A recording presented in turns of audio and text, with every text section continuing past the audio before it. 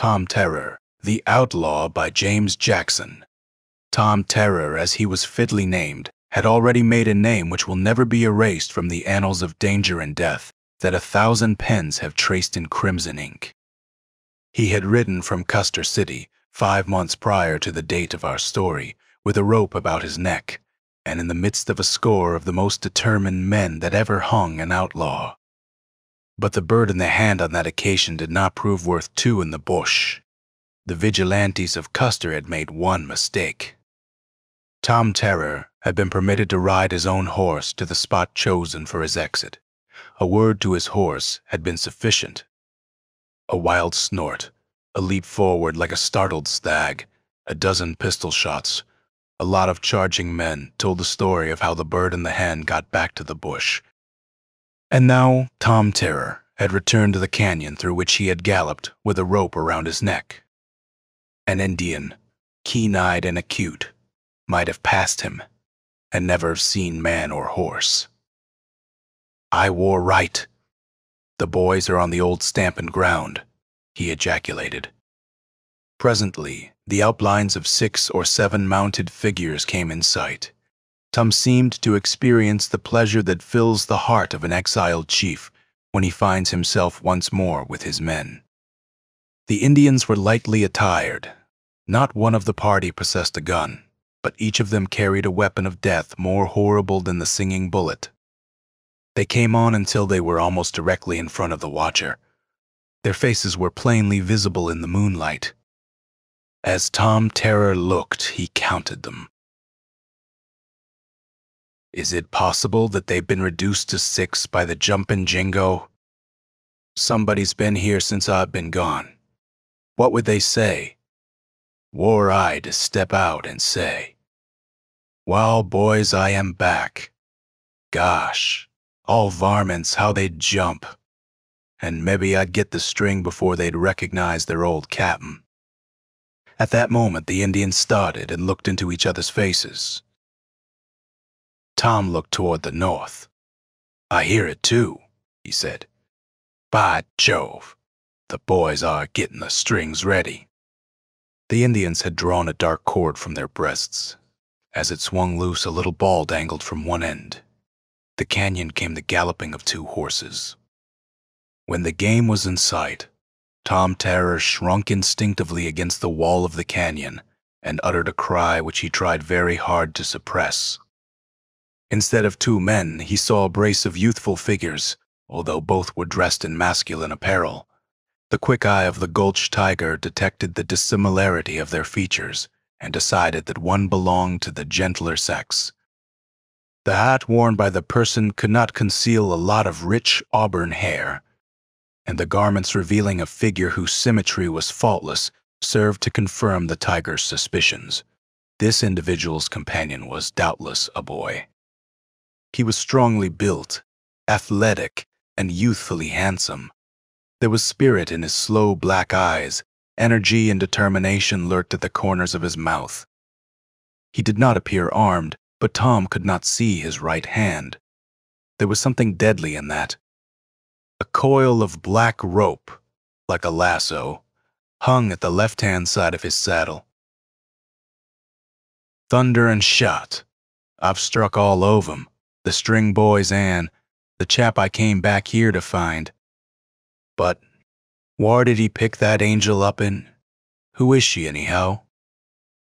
Great heavens, I want the boy," he cried.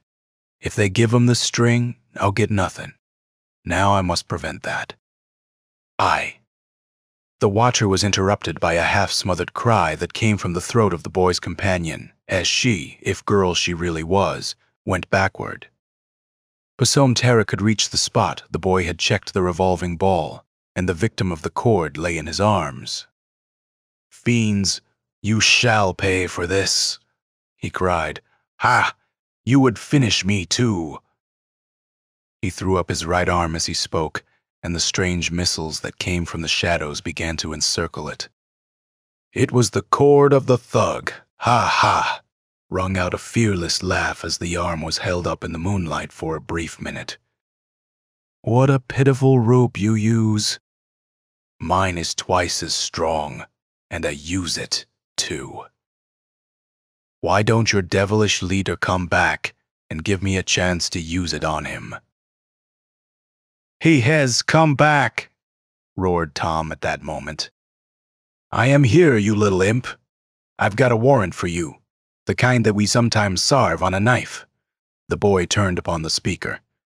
"Tom Terror himself, by the land of Nod," he exclaimed. "But you will not serve your warrant here. Back, back." He held a pistol in his hand. "You can find me almost any day in Cutthroat Canyon. I've been holding court at Satan's Tree. Go down and look at the culprits. I am glad you've come back. We will make this gap our battleground. I try, condemn, and execute. I have a kind of traveling court that sits constantly. I am judge, jury, prosecuting attorney, and sheriff. Have a care, Tiger Tom.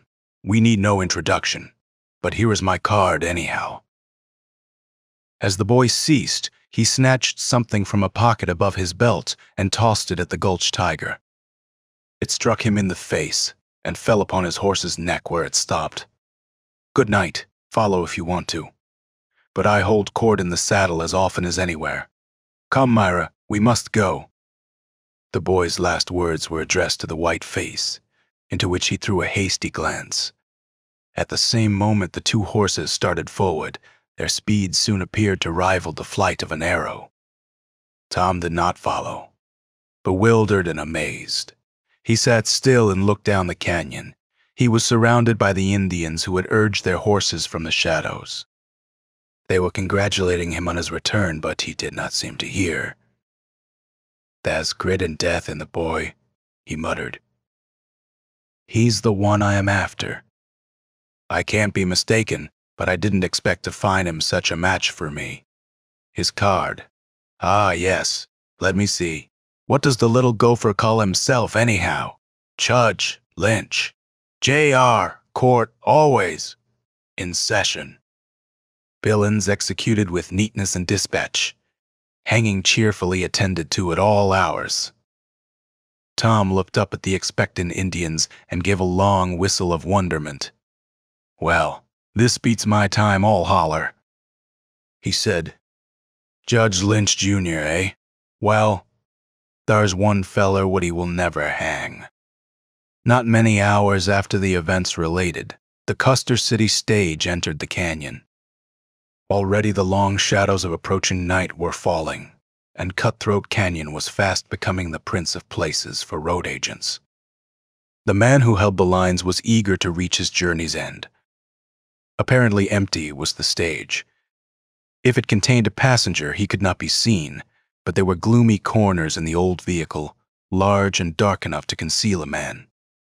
"1 mile moving then, thunder and guns, just as I expected," cried old Jack Drivewell. Instinctively old Jack drew rein. Before him, in the middle of the narrow road, stood what seemed to be an equestrian statue. To the driver, horse, and rider wore gigantic proportions, which were rendered more than half ghostly by the prevailing shadows. "He looks like Tom Terror himself, but—" Quickly upward shot the right arm of the specter. Old Jack saw the deadly revolver clutched in the giant's hand. He had moved nearer. He might have touched the led horse with the muzzle of his revolver. "Hello, Jack, are that you, Tom?" "Yes. Didn't I say I'd come back?" "Oh, I don't know," drawled Jack. "Fellers what ain't wanted generally come home." Old Jack thought he saw a smile at the corners of the Gulch Tiger's mouth. "So I am not wanted here?" "Of course not." A moment's silence followed. Jack saw the horseman's eyes wander to the stage. "Empty, Jack?" "Yes, thunderin'. Poor trip. This road's got unpopular late." "Do they know you are back?" "Guess not. May I tell him?" "If I let you go, yes." Jack, startled by these ominous words, felt a cold thrill shoot through his veins. "Jack, Old Jack it used to be. While we sifted and panned on Feather River, why are you driving stage when there's a gold mine at your feet? A gold mine, echoed the driver dazedly. Sartinly, and one that beats the Emma King all holla. You tryin' me, lad, aye. No, I want to see you get into better business than riding over four wheels at $80 a month. Jack, you are out of your sphere up there. I say come down and work the mine that lies at your feet. Jack began to catch the import of Tom's words. If we work it right, we can buy all the mines in this great country. Old Jack flung his whip to the ground. I am with you, Tom, he cried. I thought you would be, but what will we do with the stage and your sleepy passenger? Oh, that's easy. I'll wake him up and tell him that I've left the business. He can drive the horses through to Custer. Tom's eyes glistened. He is the very man I want, he said, looking at the old stage driver. Jack, springing agilely over the horse, struck the ground and turned toward the stage, as the air was bracing but not cold. The stage was open, and Jack, leaping upon the hub of the left forewheel, was about to thrust his bronzed face inside when he sprung back with a cry of surprise. The Gulch Tiger started forward. What did he see? He saw two revolvers thrust from the window, and between them appeared a face illumined by a smile of triumph. But the eye glittered like a snake's. They seemed full of death. A deuced pretty game you two vermin are playing, said the man at the window. Jack, I'll deal with you first. Go up or down? I'll give you a minute. If I drive this stage to Custer, I'll leave you here with your toes pointing to the stars. I don't waste words. The devil on that horse knows this. Now, Jack, go up or down. Jack glanced at Tom. That worthy was staring at the face at the stage window. They've met before, Jack muttered. I guess I'd better go up. The Canyon Tiger glanced for a moment at the driver, and then lifted his head as if to say, Go up. Sullenly, and with many a muttered curse, old Jack climbed to his box again. If you attempt a treacherous move, I'll take the lines from you, or rather they'll drop suddenly from your hands. Jack heard, but did not speak. Come up here, Tom. Terror. The revolvers which were covering the outlaw's face carried him forward. Jack, expecting a conversation between the two, bent down. Now do your duty, said the man at the window in a commanding whisper. Do not forget for a moment that if you fail, or if you associate anybody with you, I will flood your brains with daylight. You must do it alone. Alone, I tell you. The path is before you. At the end of it is a bonanza, a real palpable one. But between you and it is death. Death by the trigger I am touching now. Old Jack did not hear all. The sentences that fell on his ears were disjointed, but not altogether meaningless. Therefore, he was not startled to hear Tom say in his usual tone of voice, Jack, drive this gentleman through to Custer. The next moment the stage was rolling through the canyon, watched with strange curiosity by the individual whom it left behind. Here you are, announced old Jack, as he drew up before one of the young city's hotels, a large wooden structure from which loud voices came. Here is the Gold Bug, the house where all my best passengers stop. The man was on the ground as Jack spoke, and the next instant was walking toward the hostelry. He entered the barroom with the air of an old frequenter of such places. His eyes took in the crowd and several restless glances, but all at once he seemed to shrink from the scene. He stopped almost suddenly, for a hand dropped somewhat lightly on his shoulder. Deadly Dan, as the young man called himself, wheeled quickly. He stood face to face with the young buck. "Brother, come back," ejaculated the Indian, his eyes filled with recognition. "Yes, and I am twice as desperate as the starving wolf. Hold your tongue. If you move it again, I'll scatter your brains right and left to the winds." It was plain that the twain who consulted each other in the smoky bar room had met before. There was threatful defiance in Deadly Dan's eyes, savage pleasure and revenge in the Indians. "Brother didn't expect to find Redcrest here. Curse you, no. But since we have met, we might make one trail, eh, brother?" "If that is what you mean, yes," grated Dan, and the hand that had rested lightly on his hip glided to his revolver. The quick eye of the Indian detected the movement. "Not here, brother," he said quietly, but with unmistakable eagerness in his tone. "Too many here." "As you please," murmured Dan. "But I thought that the son of the forest might want to die under a roof like decent white people." For a moment the young Indian did not reply, but he unsealed his red lips again. It was to say, "Come." As he turned suddenly on his heel, Redcrest was moving toward the low-browed door, confident that Deadly Dan was on his heels. "It is the only card I can play." He turned the jack on me before I had been 10 minutes in Custer. "I didn't expect to see him here, but we had to meet sometime. I must follow him. Yes, I must kill him." Redcrest, being the guide, led the way. They left the town behind, and after 10 minutes' walk, the Indian halted at what appeared to be the mouth of a little gulch. "Here," he said, whirling upon his antagonist. Deadly Dan, for the first time, started, as if the monosyllable had exploded a shell at his feet. "I've been a fool, a confounded idiot," he murmured. "While we were coming down here, I was leaving the golden opportunity slip.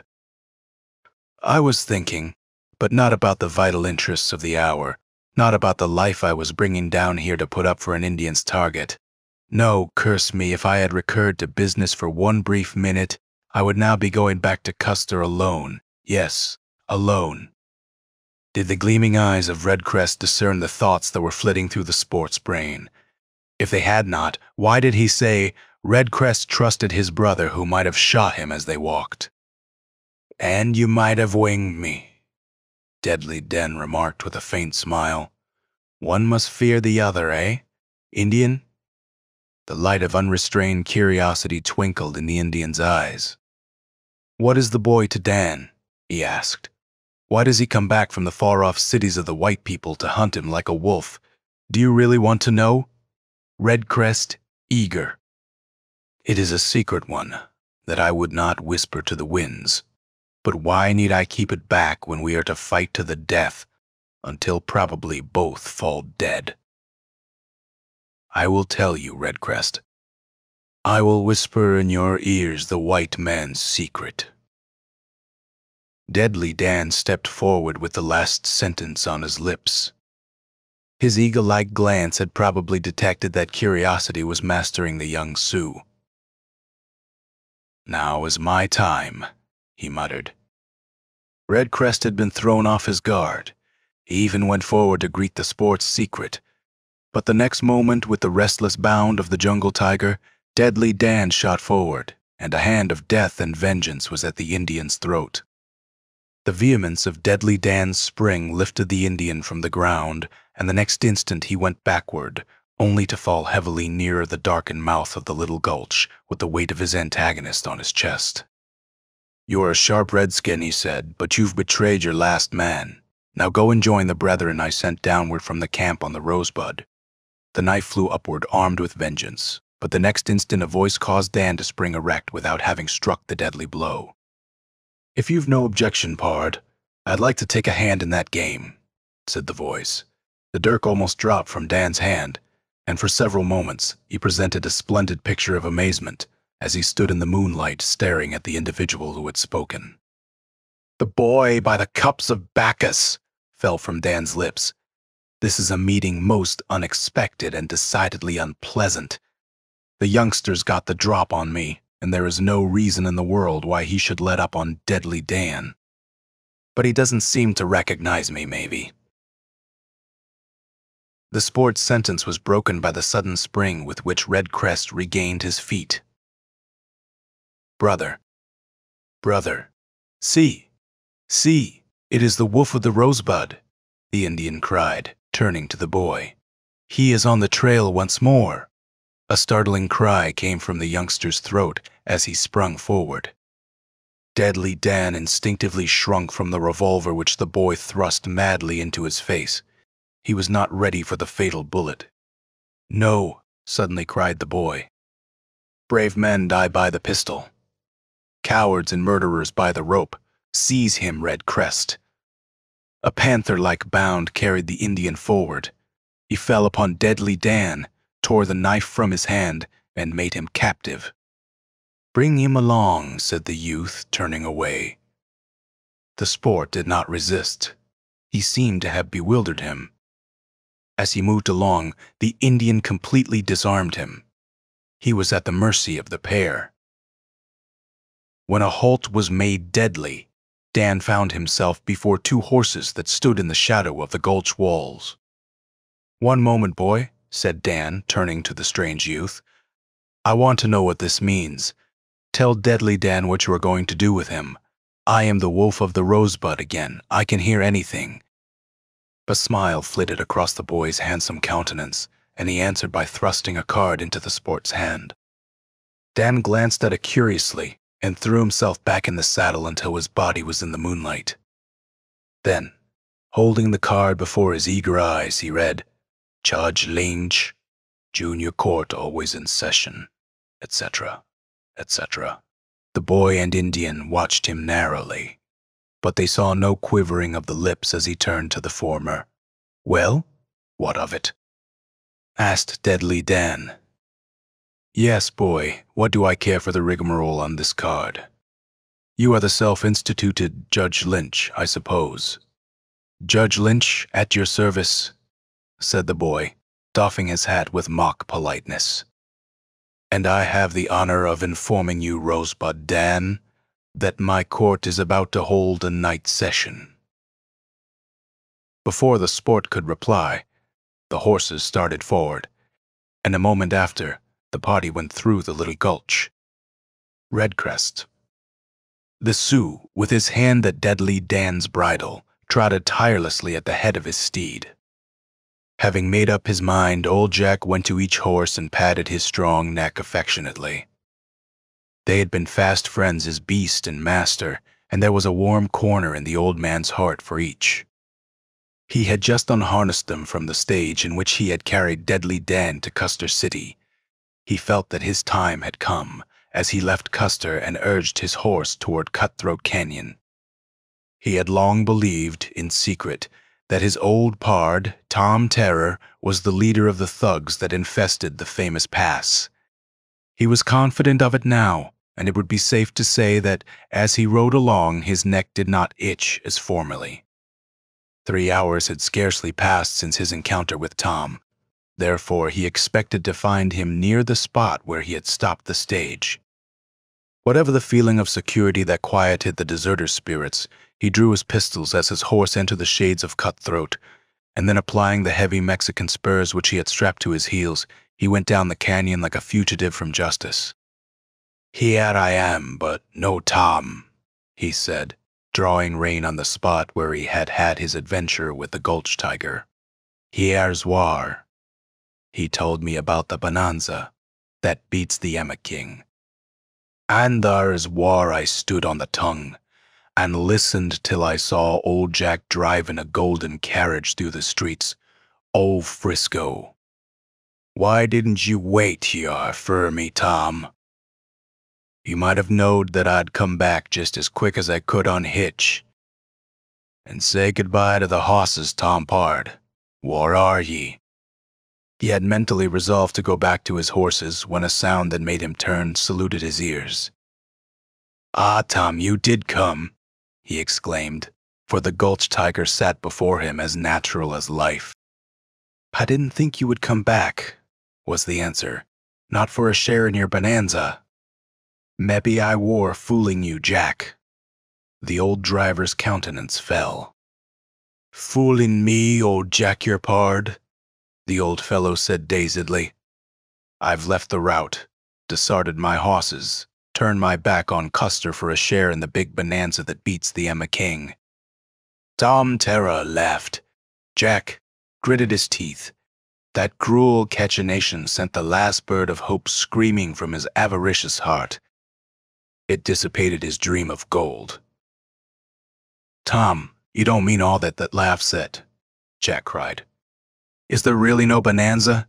There's one for every man, but he must get it for himself, was the interruption as heartless as the laugh. The rough hand of Jack Drivewell had glided to the revolver that rested at his right thigh, but his eye was fixed on the figure before him. Hold on, Jack. Draw that weapon and you'll hunt for bonanza in a country where they don't have any, said the canyon thug sternly as the driver's hand touched the butt of his pistol. Go back to the road and you'll strike one someday. I can't do that, Tom. I've left the road from this night. I am old Jack, the bonanza hunter. The reply of the Gulch Tiger was the lifting of his right hand. That's the signal, went through Jack's brain. A signal. It was suddenly. Through the air came the whir of that deadly missile whose work we have already seen. Jack instinctively threw up his hand, but too late. The fatal coil struck his meager length of throat, and the leaden ball, revolving with great rapidity, drew it tighter and tighter at each revolution. Old Jack saw the canyon tiger fade into indistinctness. Darkness came down the sides of the gulch like a descending pall. He reeled and tried to shriek. Rising in his heavy stirrups, he clutched the deadly cord and attempted to tear it from his throat. Tom turned away, and several Indian-like figures leaped from the shadows. Finish him, a tiger said. The 3 canyon wolves darted toward the writhing man, and the foremost fired point blank at him with a revolver. Old Jack's hand dropped from the cord and his horse sprung forward. Then bang, bang went 2 more pistols, as the pebbles were loosened by the iron-shod feet, and the victim of the thugs disappeared from view. But if old Jack Drivewell gets over it, there'll be a general settlement one of these days in Cutthroat Canyon. Now, listen to me. We encountered a boy and a gallon last night. You gave the beauty the string, but the boy got away. He is the chap I am looking for. Mind you, I am to settle with him. If you catch him, and catch him you must, you shall bring him to me. Do you understand? We hear our chief, said Lodgepole. He shall give the boy the cord. That is it, cried Tom delightedly. We understand each other now, and I understand you all, monsters. Quick as thought, every thug turned his face upward, for the voice had come from the star-kissing cliffs overhead. The next instant a wild cry leaped from the throats of all, and the thugs dodged shudderingly. As for Tom Terror, he fairly shrieked as he ducked his unhandsome head, and the next second a stone which would have crushed a giant grazed his hat and was shivered on the bed of the canyon. Great Jove! Missed by a hair! Gasped the tiger, and the spurring that he administered to his horse carried him many rods from the almost fatal spot. Then, white-faced and gasping, he drew rein and looked up at the cliffs overhead. It weren't the boy, he said. The voice didn't sound like a human one. I'd call it a spirit, if spirits could handle such rocks as that. Whar are the boys with the strings? Here, Chief. Tom Terror looked. His band actually surrounded him. We must get away from here, for we can't dodge such bullets every time, he said. No, monsters. The time is near at hand when they will strike and kill. Great Jehoshaphat!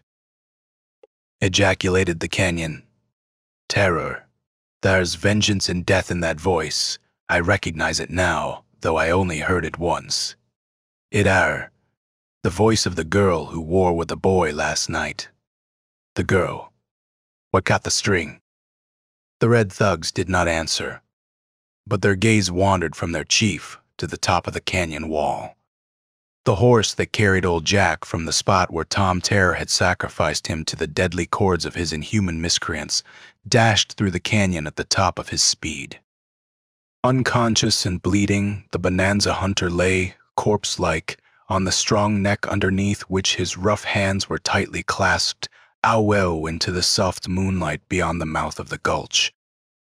Went the animal with undiminished speed down the road to Custer until, having galloped through the woe-begone suburbs of the mining town, he was checked by several iron hands before the hotel. Flecked with foam, wild-eyed, and panting heavily, the steed elicited 1,000 ejaculations of wonder and surprise. The excited men, a score of whom belonged to Maverick Joe's vigilantes, felt that the demons of Cutthroat had sent the horse on his awful gallop, and the marks of the cords still visible on the driver's neck confirmed their belief. But what had taken old Jack from the stage stable so soon after his arrival? They carried him into the barroom and examined his wounds. They found a bullet hole in the right breast and a furrow in his neck, as if the last pellet had actually cut the fatal string loose. Old Jack was subjected to some rough surgery, but it had the desired effect. He opened his eyes in the midst of the rough crowd, burning to question him. "What took me to Cutthroat?" he said. "Maybe I dropped a valuable package from the stage. Would you believe it?" "No," said Maverick Joe, a little man, wiry, dark-faced, and with eyes full of fox-like cunning. "You don't lose freight in Cutthroat, Jack. Suthin else took you down there." "Suthin else did," confessed Jack. "But I didn't get it. Who did you see?" "Old Tom." The crowd started.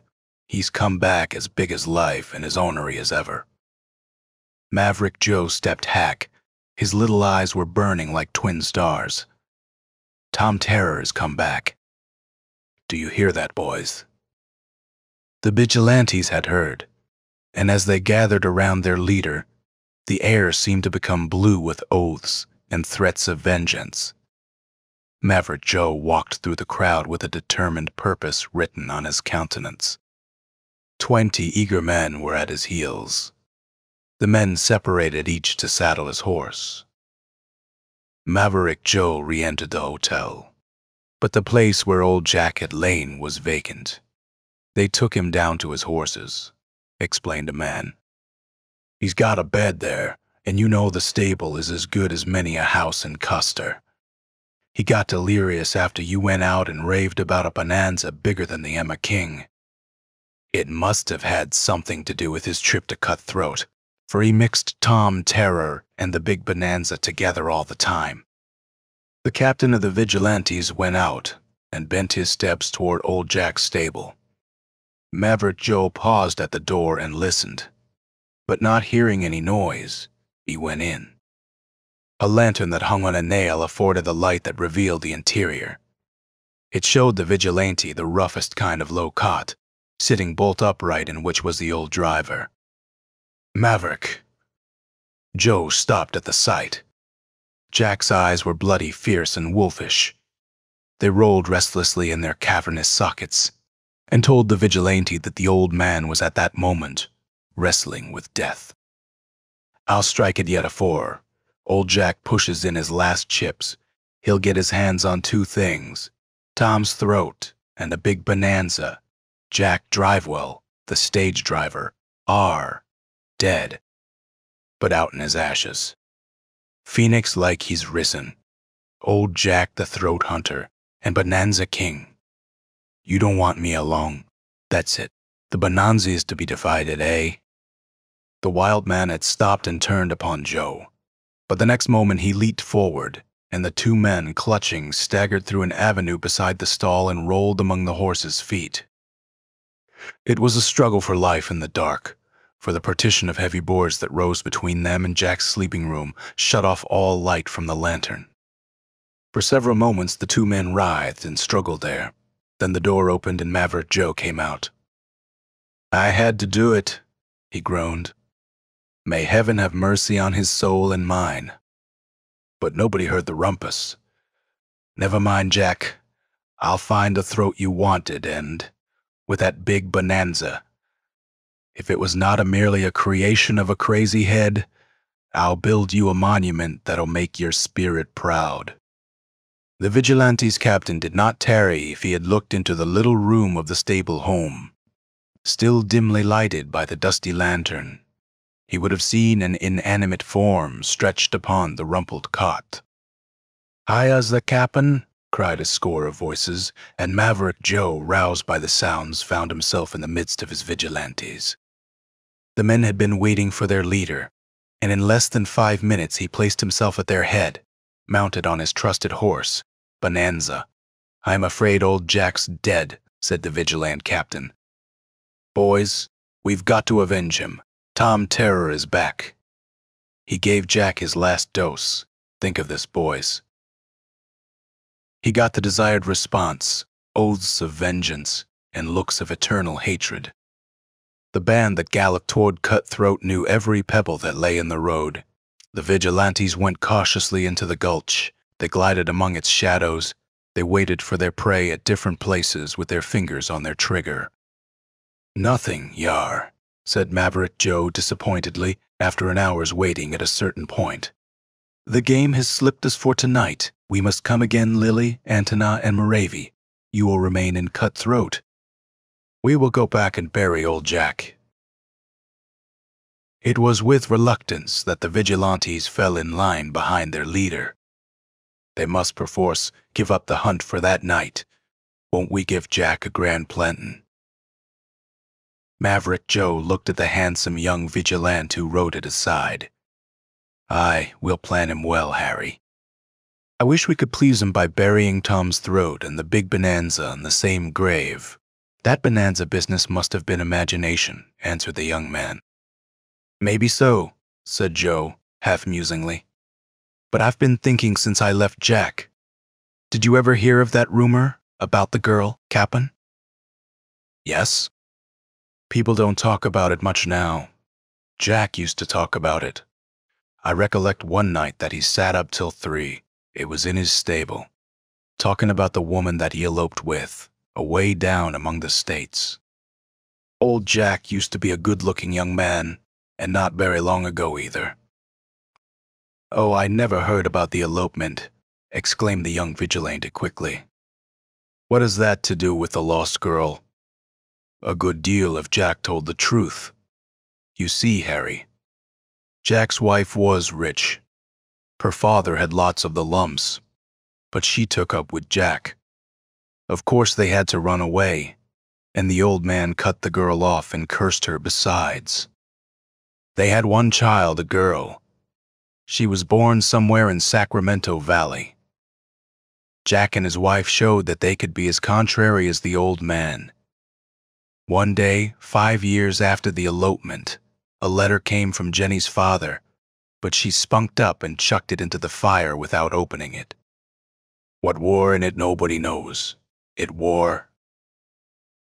The last one that come, Jack said that night in his stable that he would give his right arm. And it wore his business arm too, to know what that letter said. But the fire had cindered it. To make a long story short, Harry, Jenny died a year after that, and Jack loaned his baby girl to an old pard, who went under the time the feather Injuns got on their ears and killed everybody. But the girl, Jack's baby, that's the mystery. Sometimes Jack used to say that his little Jenny Ward dead, and then he would think that after all, he would see her again. He would say that a big pile of money was coming to her, and now he is dead. Harry, what is your opinion of that big bonanza which filled his mind at the last moments? Mightn't it mean more than imagination?" The young vigilante admitted that Maverick Joe might be right. "I really wish he weren't dead," and the captain spoke with a deep sigh. "Maybe he isn't," said Harry, a ray of hope lighting up his eyes. "I guess all are gone, Jack. Little Jenny, the big bonanza, all. And no man in Colorado hates it more than Maverick Joe." The man looked up as he spoke. They were nearly out of the gulch. A few rods further on, and the gray streaks of dawn would burst upon them from the faraway horizon, cloudless and gray. But, all at once, in tones that startled both horse and rider, rung out a single word: halt. Reins and revolvers were instantly drawn. Form into single rank, and "Come on!" continued the same voice which came from between two outstretched pistols. "I intend to hunt the big bonanza myself, and the throat of Tiger Tom is my property. It is not to be let out in shares. I've staked my claim, and I am going to work it alone. Form into single rank and ride by the first hand that goes up, drops." Maverick Joe, despite his courage, almost fell against his young companion. His followers had also recognized the specter with the pistols.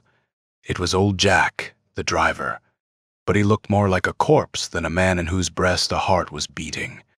"Single file," said Maverick Joe, glancing at his vigilantes. "Death is at the old fellow's heartstrings. He doesn't know what he's doing. Let no man touch him." At the head of his men, the vigilante of Custer moved forward. Chilled with terror, they all hugged the canyon wall, nor breathed until they had passed the apparition. Beyond the specter, Maverick Joe drew rein.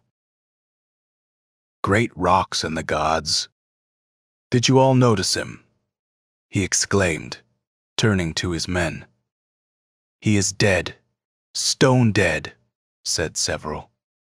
"Look, there he sits yet, just as we passed him. He'll tumble off when his horse moves." The band looked back and saw the occupant of the pass, motionless, like an equestrian statue in brass. But suddenly the silence was broken. Now for the bonanza! Hurrah for the claim!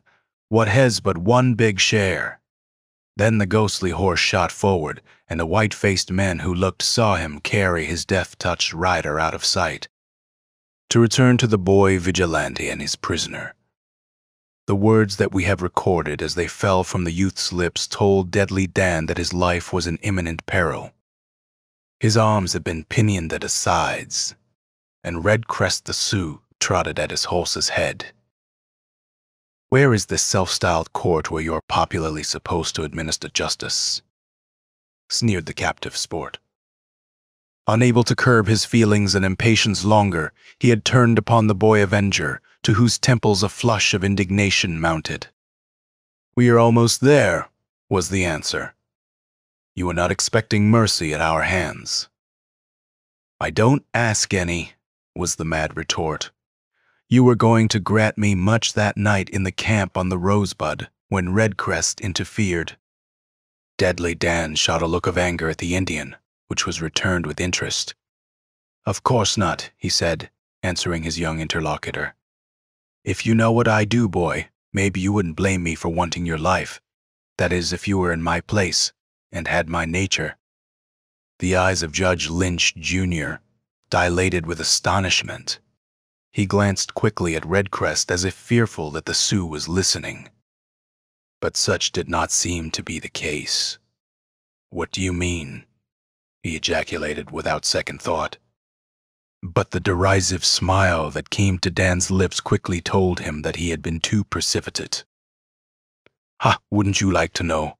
whispered Deadly Dan, leaning toward his captor. "You know that there is some secret connected with your life. You must believe that I am the possessor of it. But I cannot think that you are idiot enough to dream that I am going to divulge it. Do you think I will judge?"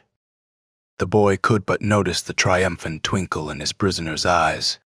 "A secret about me?" he asked himself. "This is the third time I have heard such hints." And while he thought, his look told Dan how wolfishly the insatiable demon curiosity was gnawing at his heartstrings. He did not notice that they had entered Cutthroat. So intently was he gazing into the handsome young face revealed by the soft moonlight.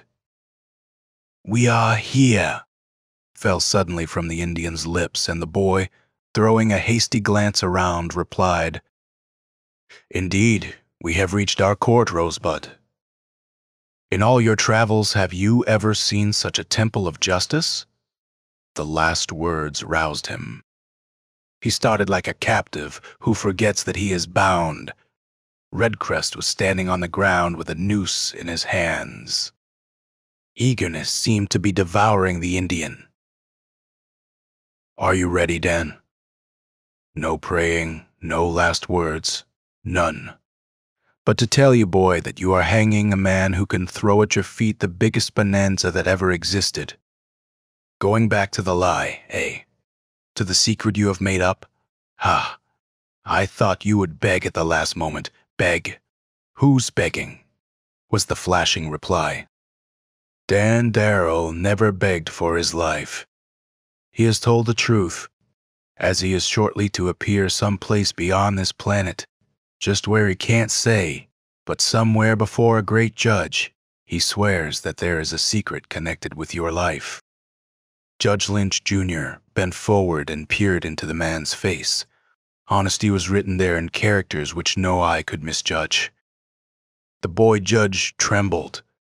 He seemed to feel that he had reached one of the most momentous periods of his life, and he was about to hang the possessor of some important secret. The thought worried him. Dan, tell me. It will be the last act of your life, and one which you will not be ashamed to offer to the majestic judge before whom you are about to appear. If the boy had tried to suppress these words, he would have failed. They forced themselves to his lips. Deadly Dan did not move a muscle. He merely shot a rapid glance at the gallows overhead, and then permitted his eye to follow the rope to the noose in Redcrest's hand. For the last time, boy, I say, proceed with the execution.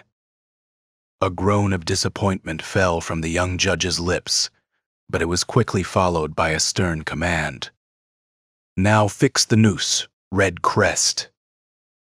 Almost before the last word had left his tongue, the Indian's hand executed an upward move, and the noose of the strong lariat dropped over Dan's head and was tightened with a jerk. Then the other end of the cord was fastened to the girth of the horse which the prisoner rode, and Redcrest stepped back, his work evidently done. It was a moment fraught with the most intense interest. The young Jeffries looked at his prisoner and caught his eye. It was fearless, defiant, and bright. For several moments, the twain fought the silent eye battle. Then the boy withdrew from the contest. "Goodbye, Rosebud," he said. "If we ever meet again, it will be when I come after my rope." The next instant the word "Avenger," sharply spoken, fell from the youth's lips, and the captive's horse leaped forward, startled by the sudden blow of Redcrest's tomahawk handle. Suddenly, Deadly Dan was jerked from his saddle, and as his horse bounded away, he shot up into space like an ascending rocket actually hung by his own horse. Not far away, the animal executioner had stopped. The rope that led from his girth to the beam above was tightly stretched.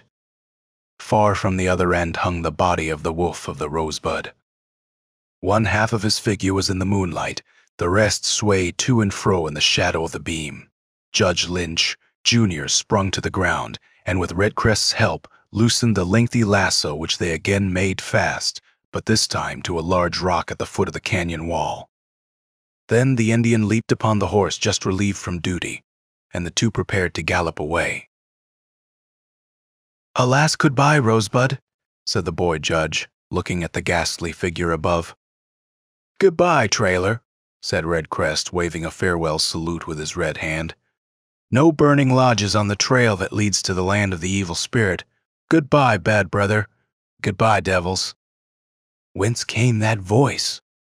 Or was it but an infernal echo from the shadows overhead? Instinctively, the twain looked into each other's faces. Both had heard the startling words. "Who is up yonder?" queried the white boy. "No, no." "'Tis the voice of the dead wolf.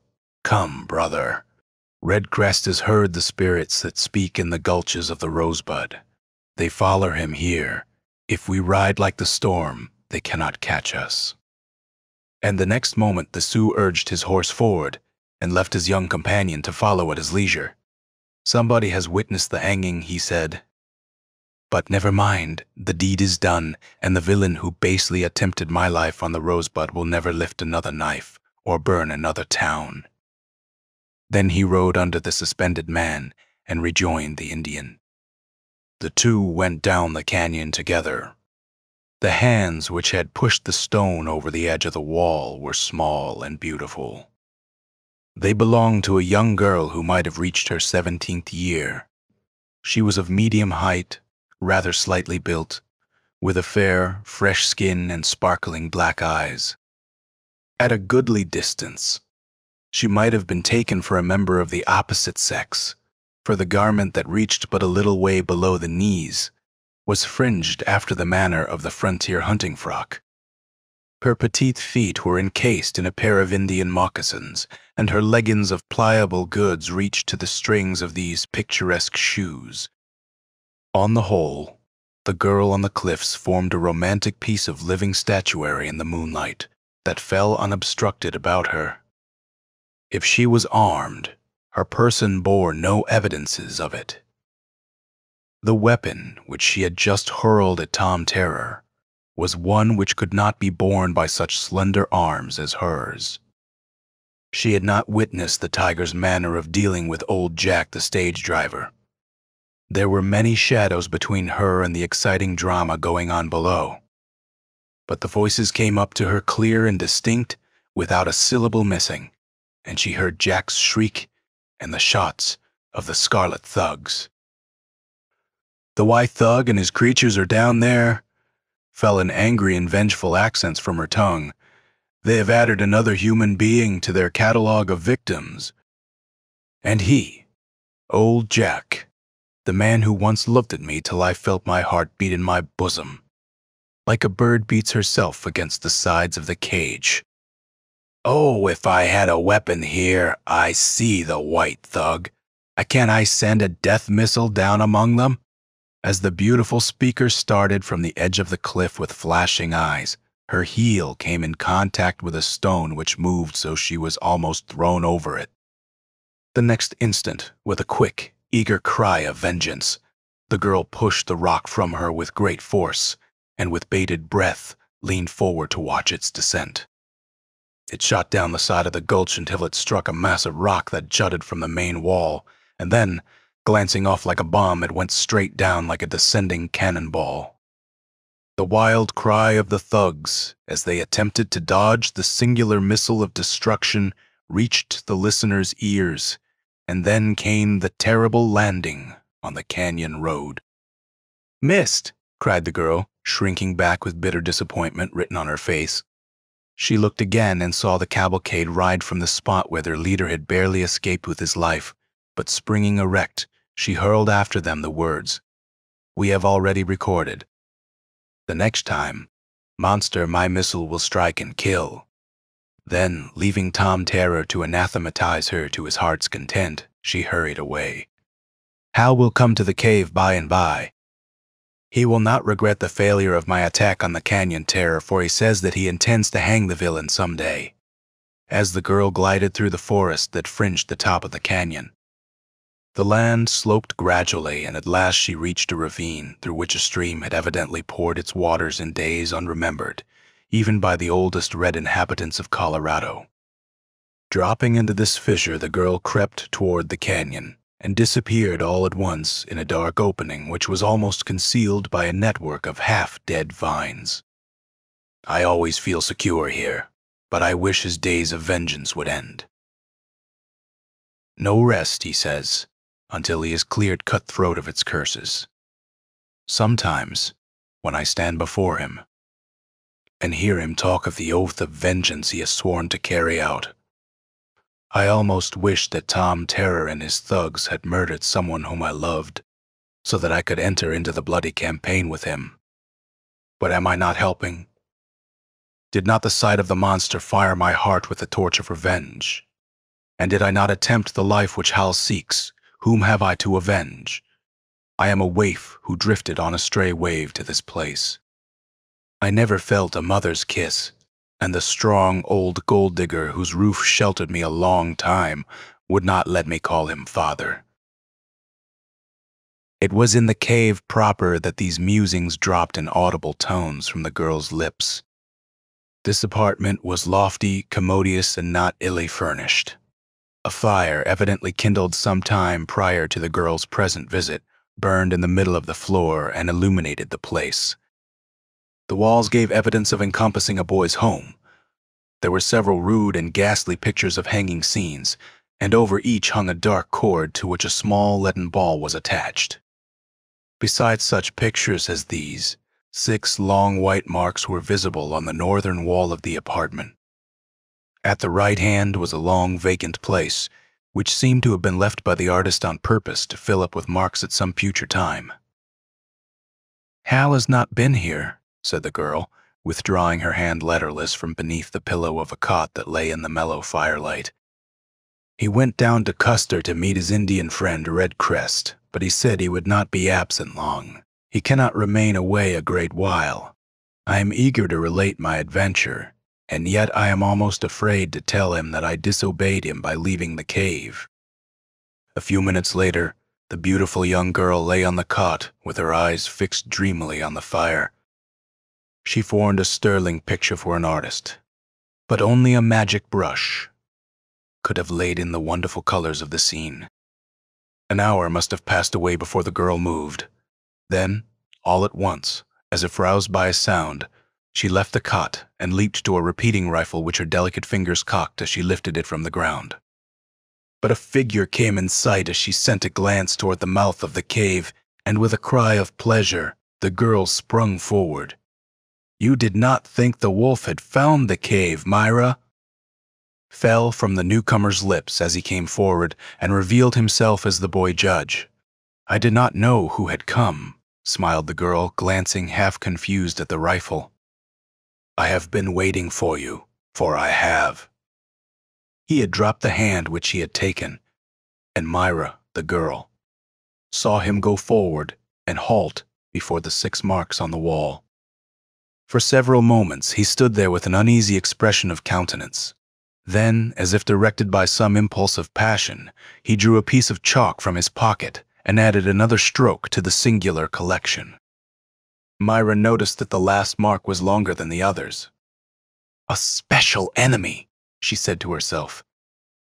"I wonder if he met the canyon monster." No! No! He was surrounded by his thugs. Almost abruptly, the boy vigilante turned upon the girl, the piece of chalk still in his hand. "One more, Myra," he exclaimed. "Do you not see that the last mark is the longest one on the wall?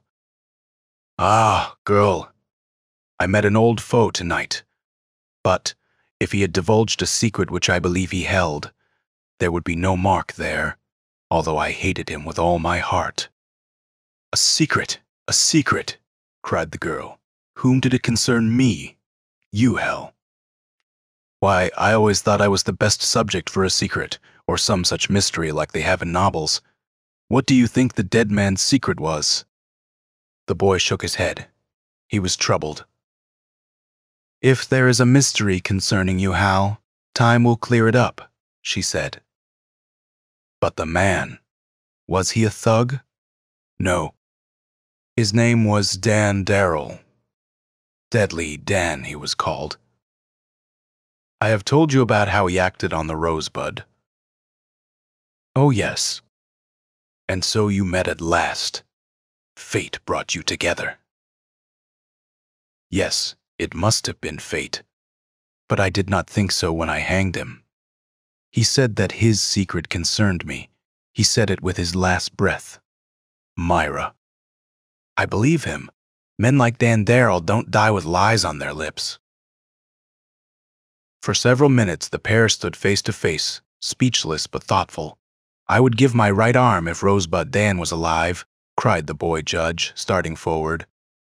"His stubbornness hung him more than my hatred or my revenge. Look at the legacy he left behind, a tortured, doubting mind. Girl, girl, you cannot know how I have suffered since I left that wretch and his secret hanging together. Maybe Hal." "Myra," the waif hesitated. "Go on, once you hung a foe, but the neck was not broken and he escaped. Are you certain that Deadly Dan is dead? The boy Avenger almost shrieked as he bounded forward. Ah, why did I not think of it before? No, I am not certain that he is dead. Come, girl, it is not far away. There is a certain place from whence we can look down upon the gallows. The voice. Ah, I recall it now.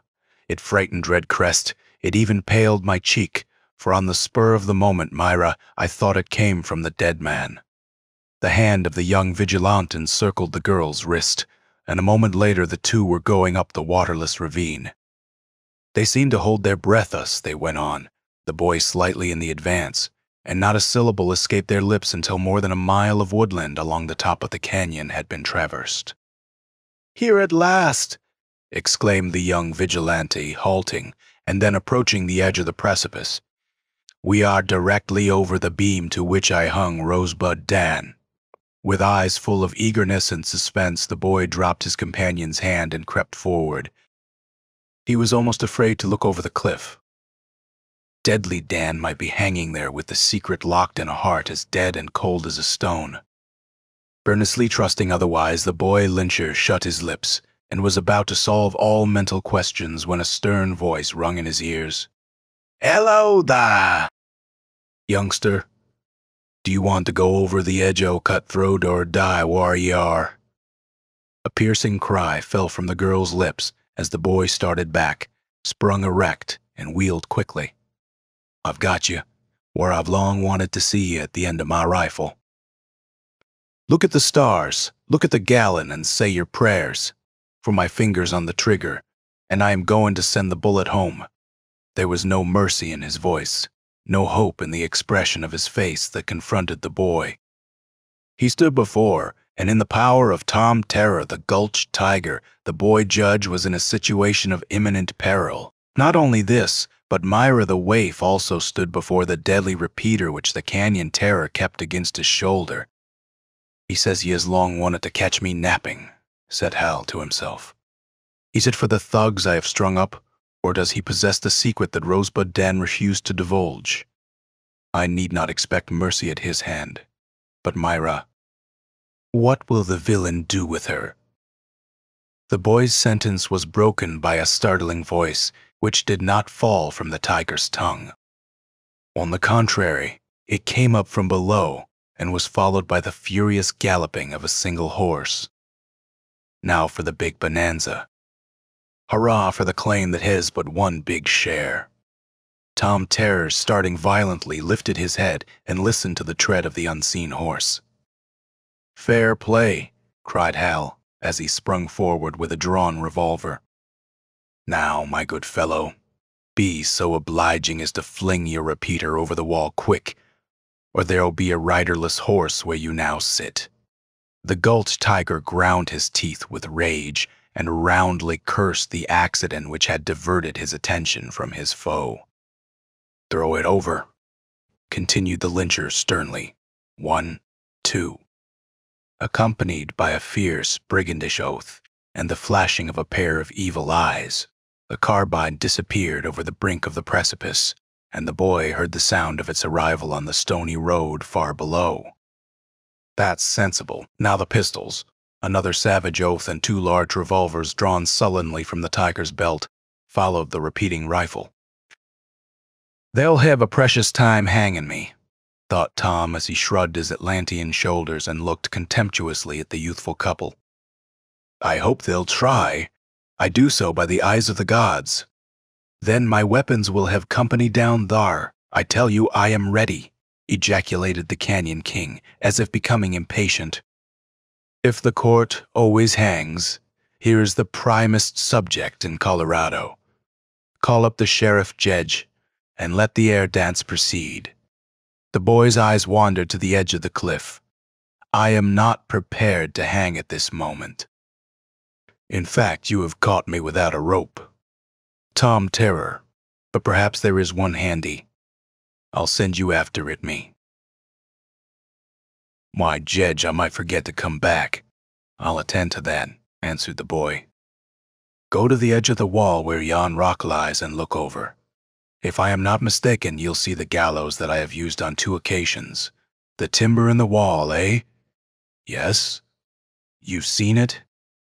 Do you think you could climb down to it tonight? Cut the subject loose that hangs from it, and bring the rope up.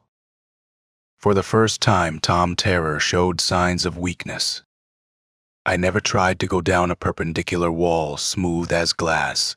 Oh, there are steps, niches in it, interrupted the boy. Go and look.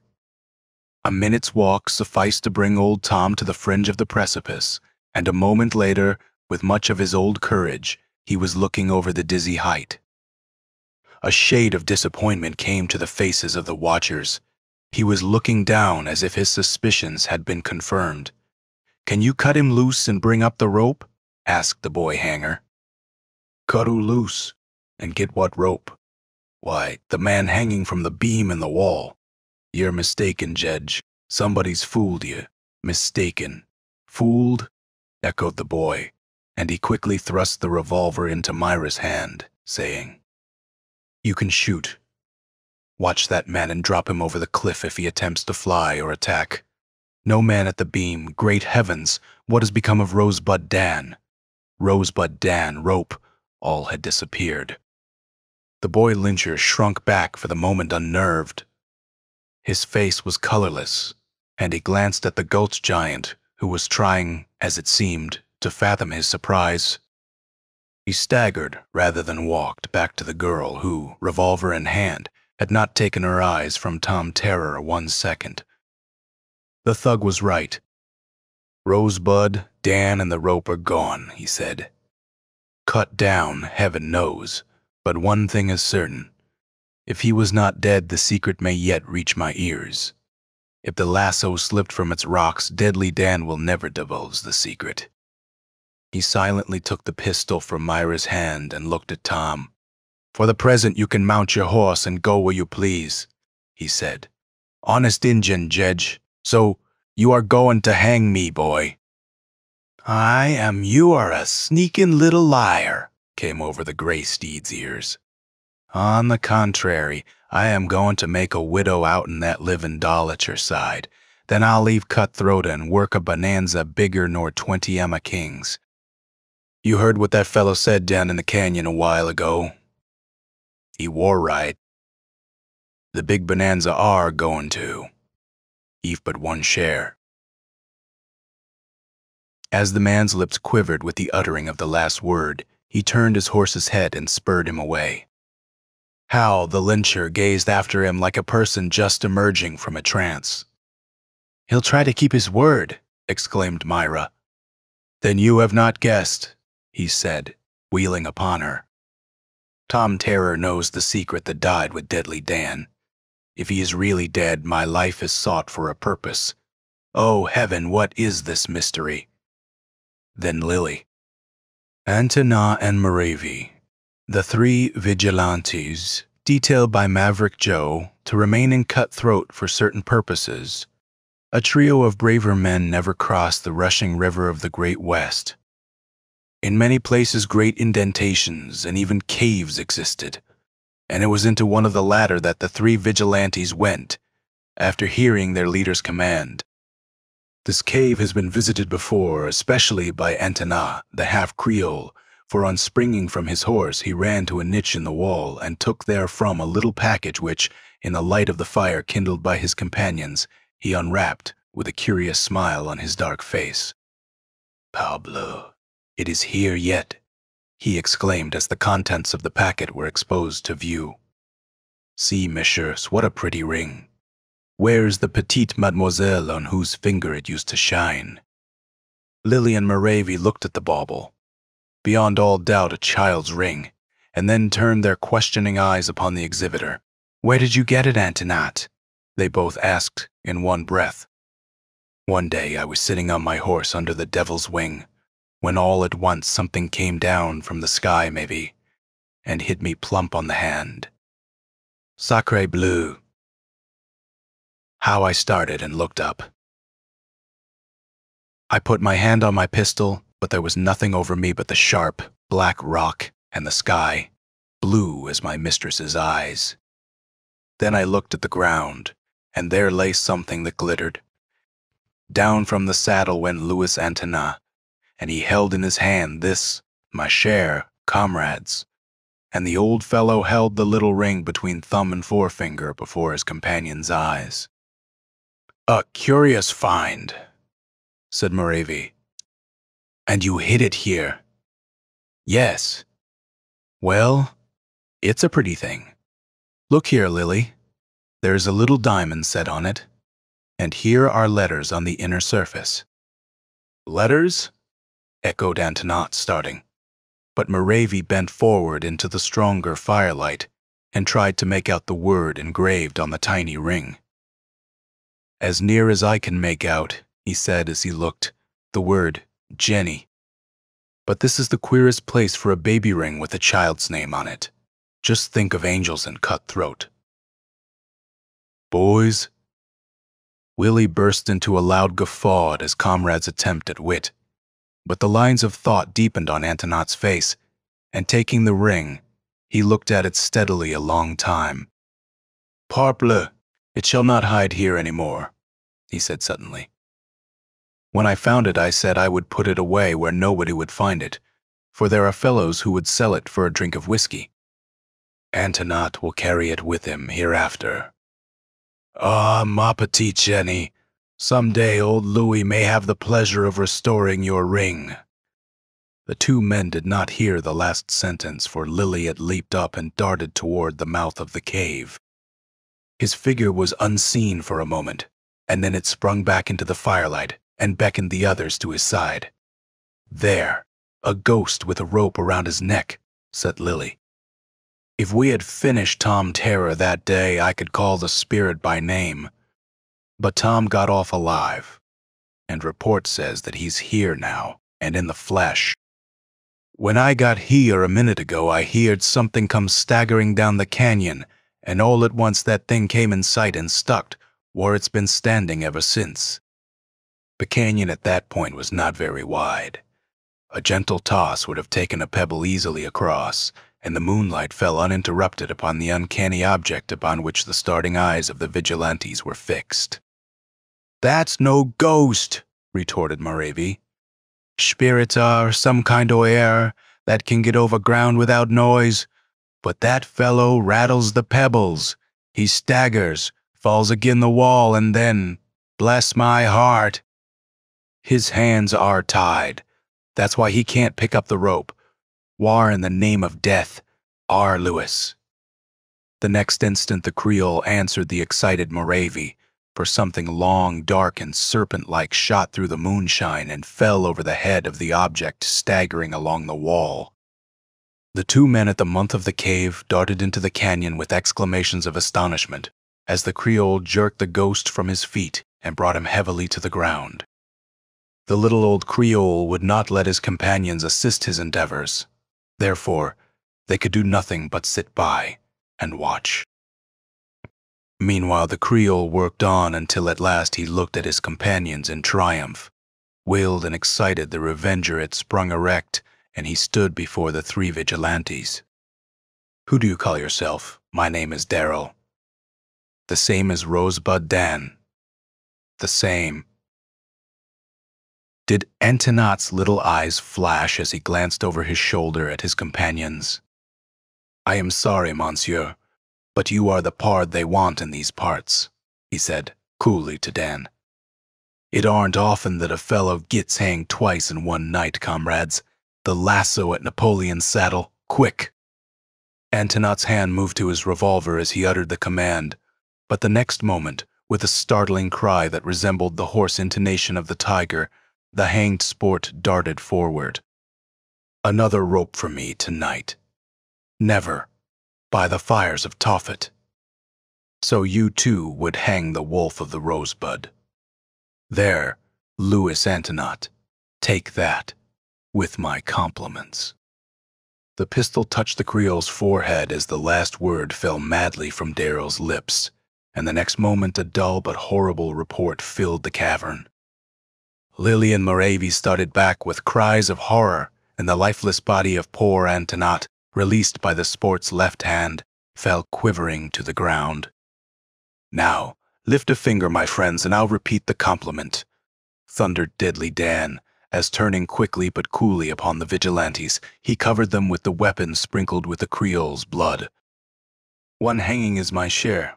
I've had that, but it was not enjoyed. I do not intend to furnish any more necks for such entertainments. Keep clear of me. Stand back. I am still the wolf of the Rosebud, and there is death in my right hand. He moved slowly back as he spoke, until reaching the shadow of a rock at the mouth of the cave, he sprung away with a victorious cry and was gone. The boy judge relapsed into moody silence and walked without a word. At Myra's side, the journey back to the cave was not a long one, and they entered it as the first rays of the sun, flashing over the cliffs of Cutthroat, chased the shadows of night away. A few moments later, the strange pair seated themselves before the meal which the fair waif spread on the cavern floor. And after it had been discussed, the boy took Myra's hands, and looking into her eyes, said, "You will not turn vengeance hunter during my absence. This little retreat is the place for you." "I want you to hear the solution of this mystery, and I am burning to hear it, Hal," was the quick reply. "Whither are you going now?" "To find Red Crest. I want the Indian near me henceforward." There was a long look of something more than friendship in the couple's eyes before they separated, and Myra's followed the figure that went away. As the boy judge emerged from the well-chosen cave home, he looked up at the heavens. Overhead, the limitless skies wore their garments of blue, but there were shadows in the narrow ravine.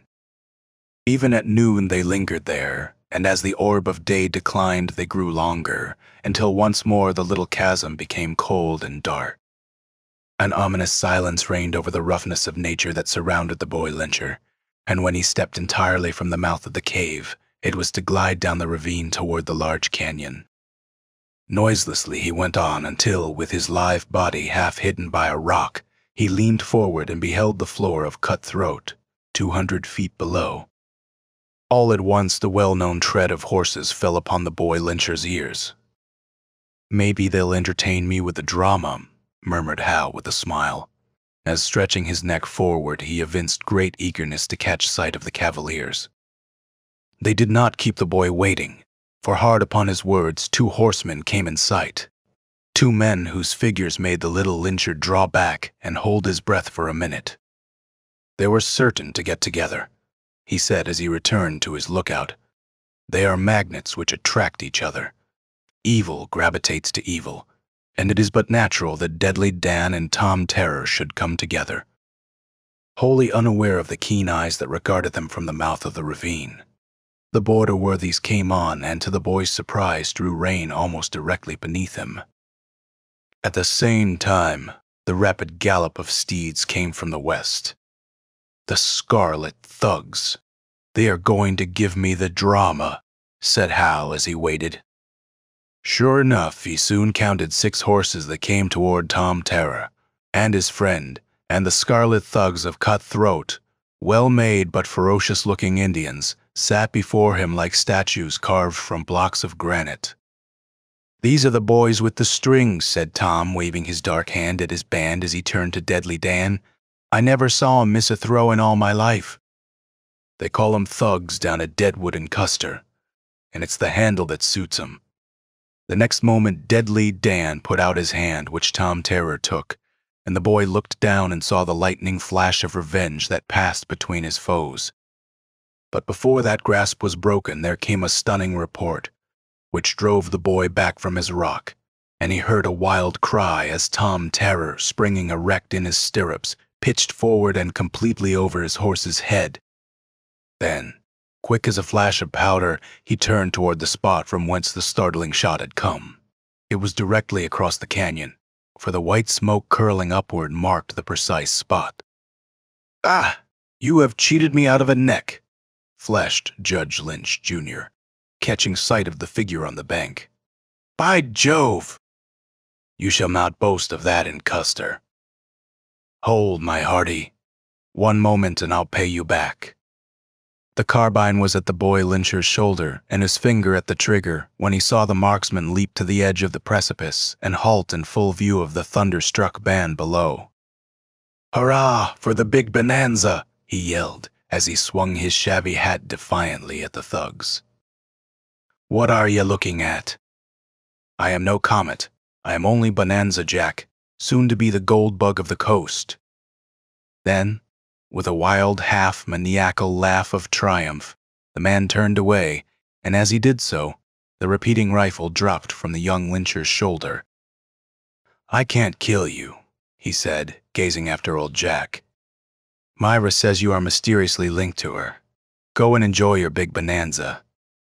But I hate you because you cheated me out of a neck."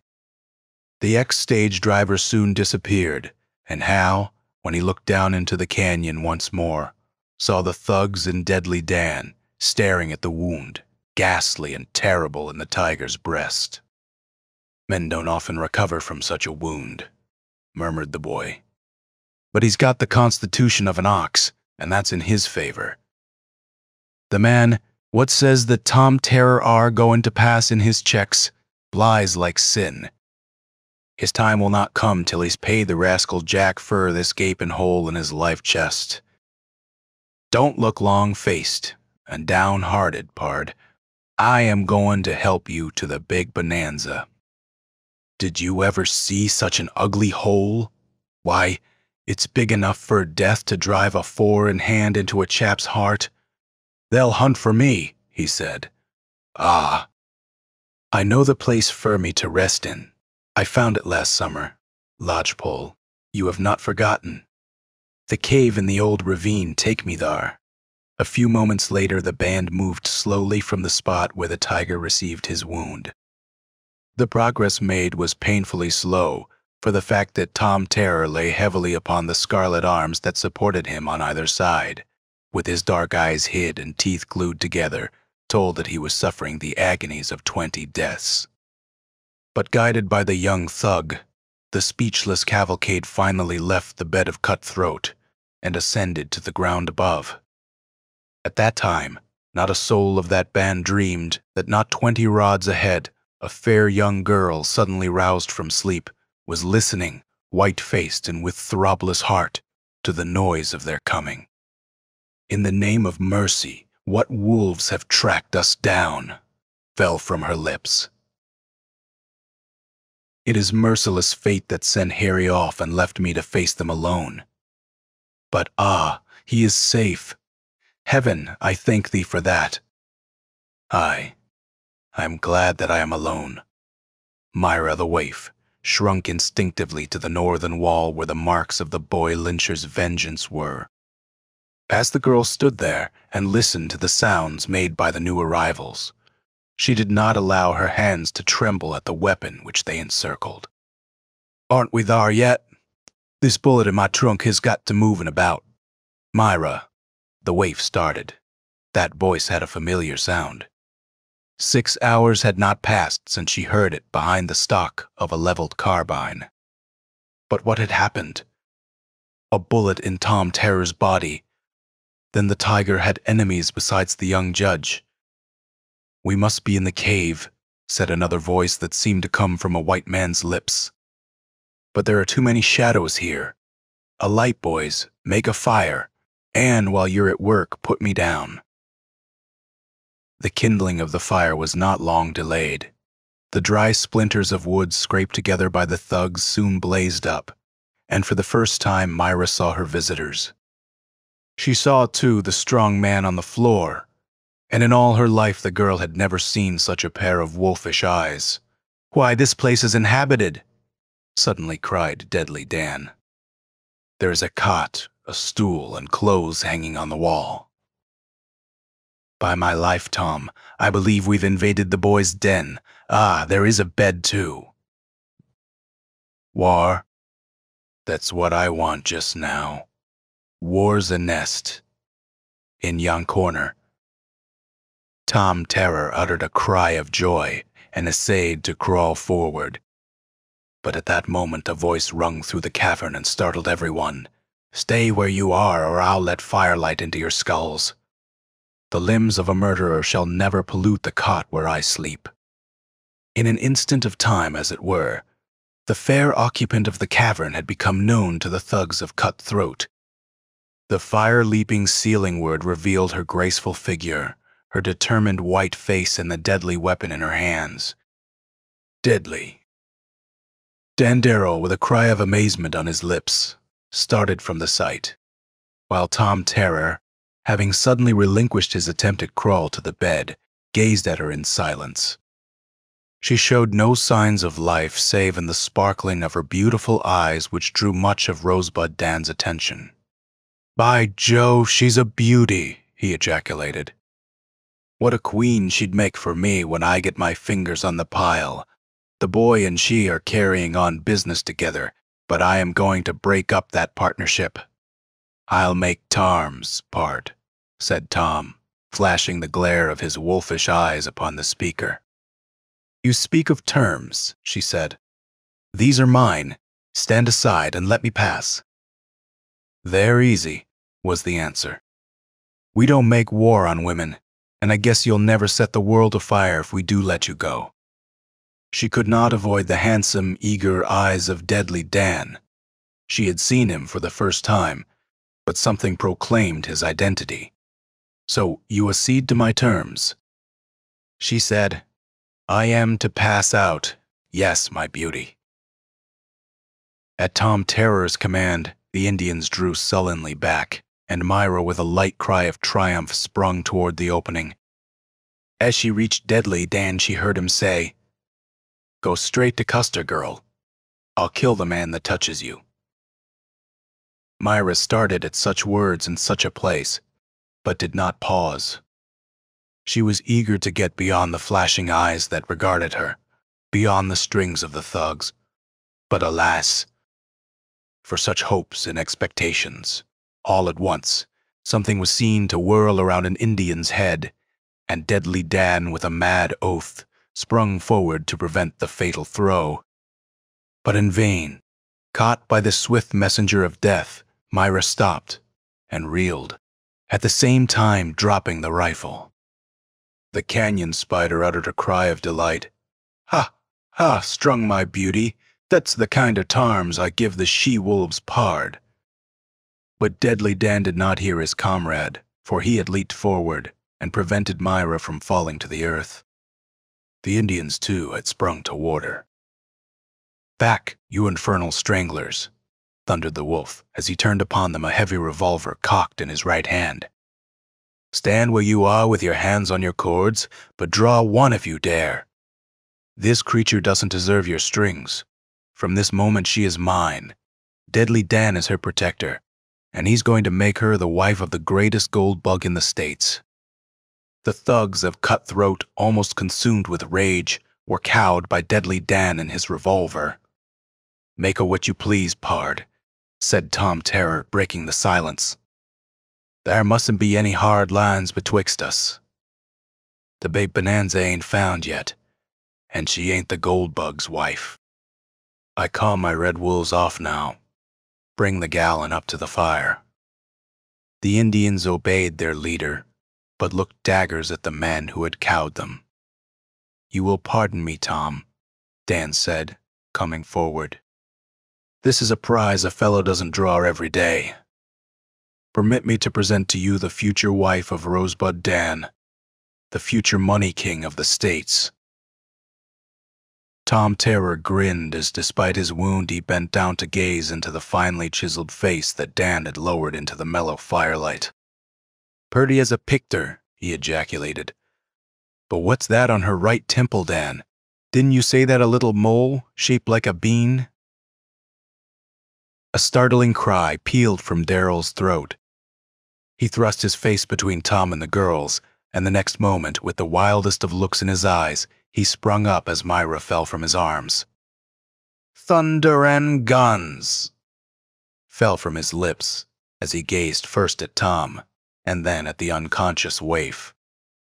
"Is it possible that I've been tracking the wrong person the best years of my life?" "Tom, you stare but don't speak. Can't you say a word and confirm?" "No, Dispel my terrible suspicions." Tom Terror shook his head. "So," he said, looking up into Rosebud Dan's startled countenance. "So the baby was a girl?" Then, as if determined to have the rest and attention that his wound demanded, despite the new and exciting phase the adventure was assuming, he staggered toward the cot.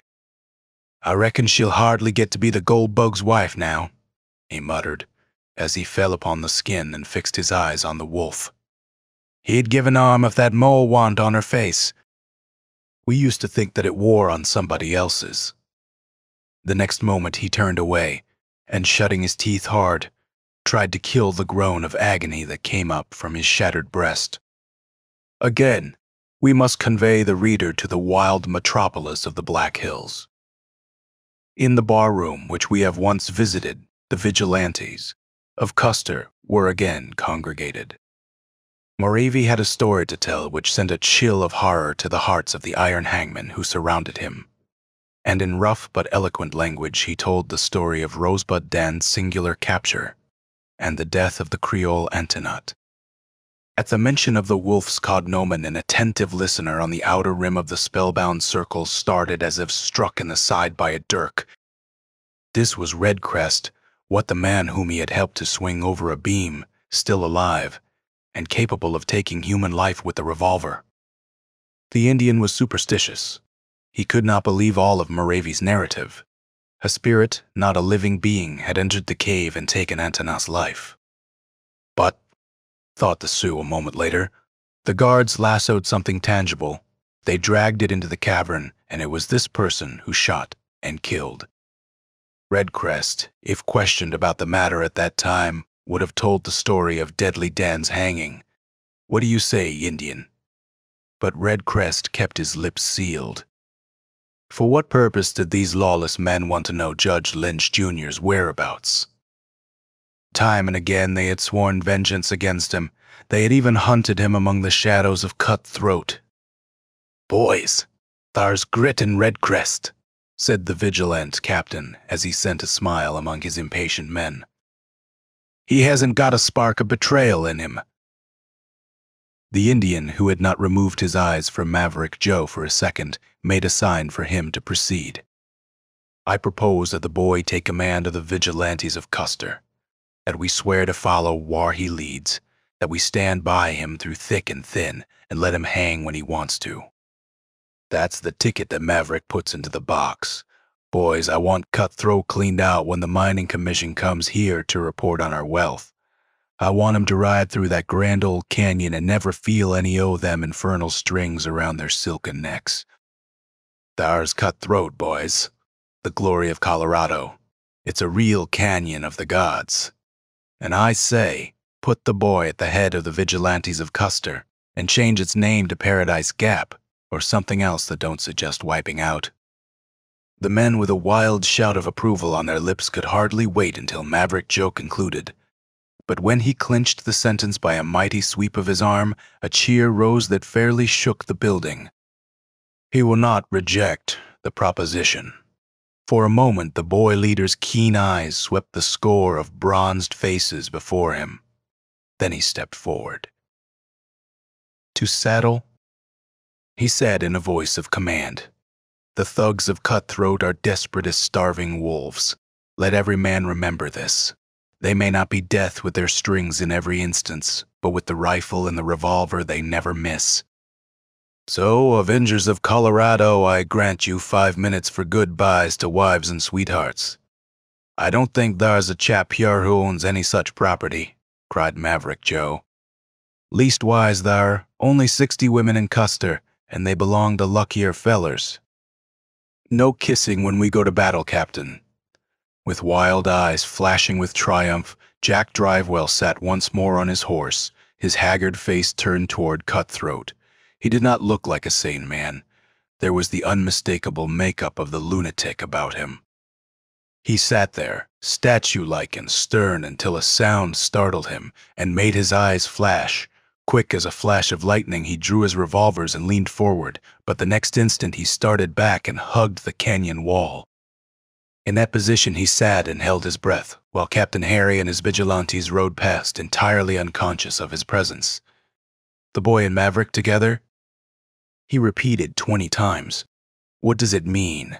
Ah, if I thought they were hunting the big bonanza, I'd have asserted my right to the whole claim. The vigilantes moved on. Their hoofbeats did not rouse the echoes of the canyon, but old Jack still occupied his halting place.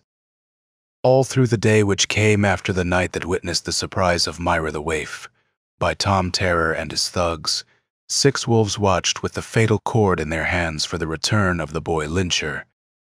But he did not come back in the cavern proper, with that ghastly coloring which comes to the faces of the dying.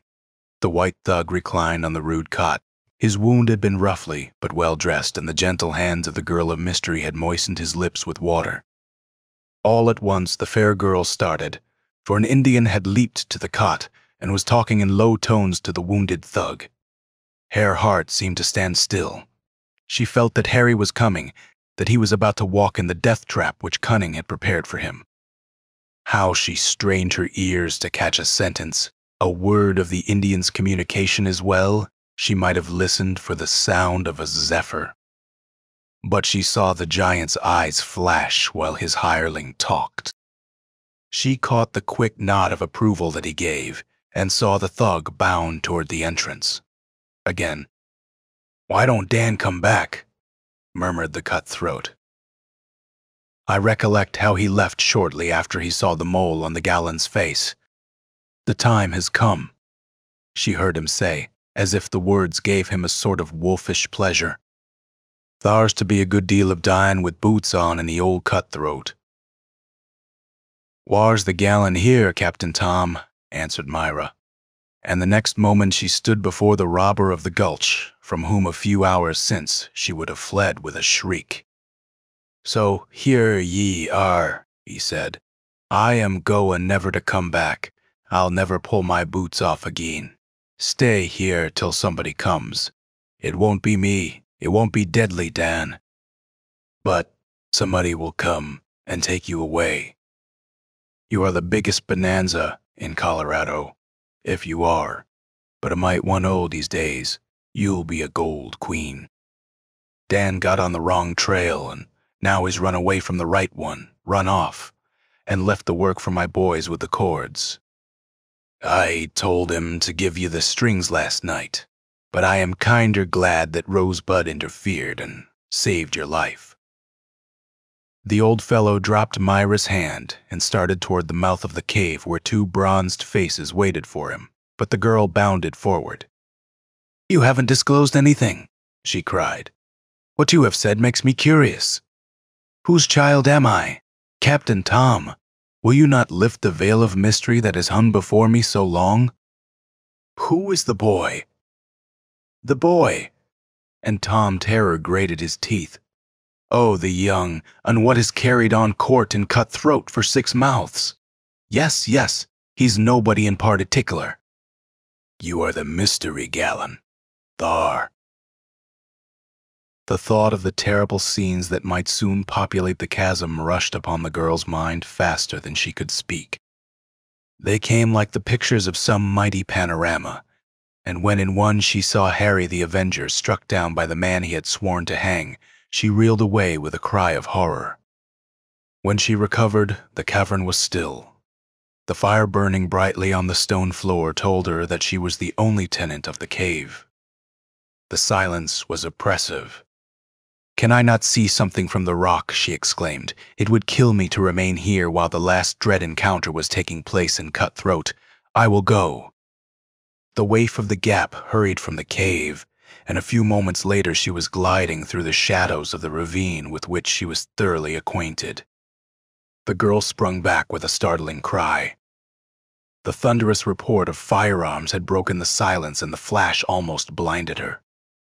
Again and again the shots sent her warm blood like lava through her heart. She heard oaths, cries, the wild struggling of enemies in deadly combat. They had met. But who were the white men whose voices assailed her ears? Ah, Tom Terror and his thugs, and encountered Maverick Joe and his vigilantes, not the boy lyncher. The vigilantes had conquered. Their voices told her this, and she wanted to send down to them her approval of their success. But something checked her. Those men hated the boy lyncher. They had even hunted him, and she could not admire such men.